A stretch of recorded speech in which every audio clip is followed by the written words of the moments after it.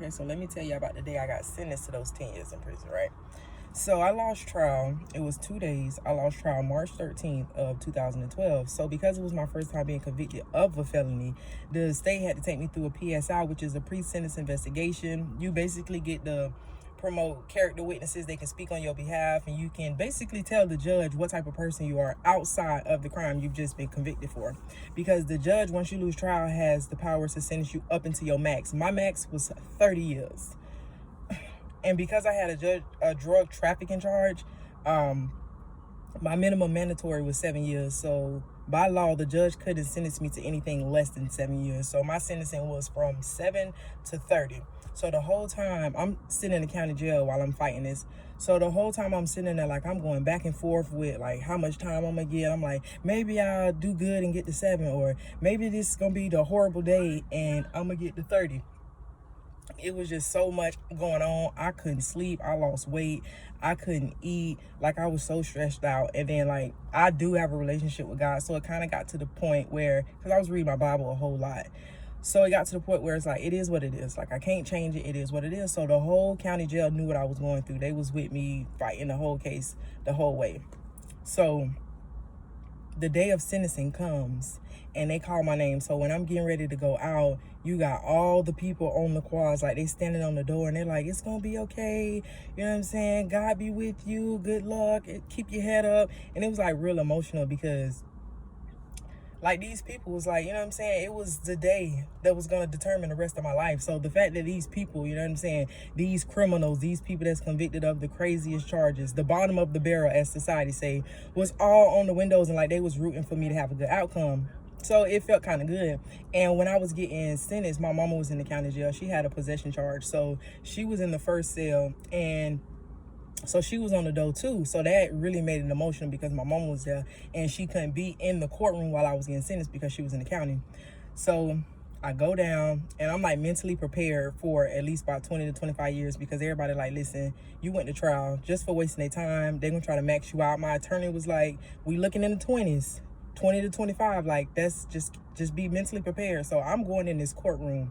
Now, at no point in time was I like, oh, well, it is what it is. No, at no point. But it is what it is. You know what I'm saying? It's not that I didn't care. I just had to accept it. So I'm ready to get these 25, these 20. And I get in the courtroom. So mind you, I didn't have nobody to speak as a character witness. I reached out to a lot of people. There was not one person that showed up to speak on the behalf of my character. Now, I know with all of this, y'all feel like I was probably some thug, some gangster, some fool, criminal, whatever you think, but I graduated with honors and I had 5 acceptances to colleges.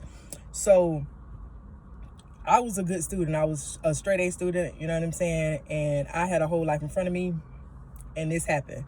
So I'm going in front of the judge and they doing all they talking, and I'm just like, it is what it is. Go ahead and lay down the law. So she was like, I sentence you to 10 years in the Department of Corrections state prison. When this lady said 10, like, I was so happy, because I was expecting for this lady to tell me 20 to 25 years. So when she said 10 years, like, I was so happy to get those 10. And like, I kind of like stopped listening to her after that, because it was more clauses to me going to prison, but I stopped listening after the 10.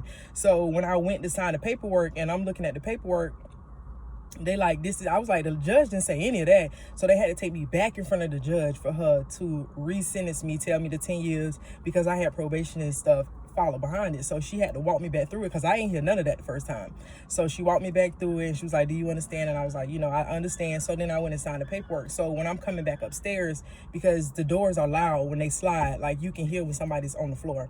So they slide the doors for me to come upstairs, and like, everybody on the door, they trying to read my facial expression, they trying to read my body language, they trying to see like what happened, what happened. They want to know. So like, I'm smiling, you know what I'm saying? I was like, I got 10. So I'm talking about, you seen people that was crying, you seen people that was like, who been through the system, they understand that 10 was a blessing. And my mama was in the first cell, so they opened the door for me, which they are not supposed to do. They opened the door for me to give her a hug. Like, it was very like brief, but the fact that they did that, you know what I'm saying, that really did mean a lot to me. So I got to hug my mom and she was crying. I was like, it's okay. I was like, I just got 10. And my mom was looking at me like I was crazy. That lady was looking at me like I was crazy, but I was so happy to get those 10. So You hear people talking about, oh, I did this much time and I ain't cried. I didn't cry when I got sentenced, and it's not because I'm like so hard or so strong. It's because I got so much less than I thought I was going to get. So when I got those 10, I was blessed. I was grateful. I was so appreciative to that judge. And she was like, I'm going to give you the chance, you know what I'm saying, to have a second chance and give you a shot at a life when you get out. And to 10 years, I know a lot of people like that ain't giving you a second chance. But when these people pass our time like it's nothing, like they will give you life plus 30. They will give you 2 life sentences. They will give you 65 years. They will give you 120. Like, numbers mean nothing to them in the courthouse. So for that lady to give me 10, that was her idea of giving me a second chance at life. And after I got sentenced on May 7th, I didn't end up going to prison until October the 1st. And I'll tell y'all about my entry and my first impression of the Department of Corrections.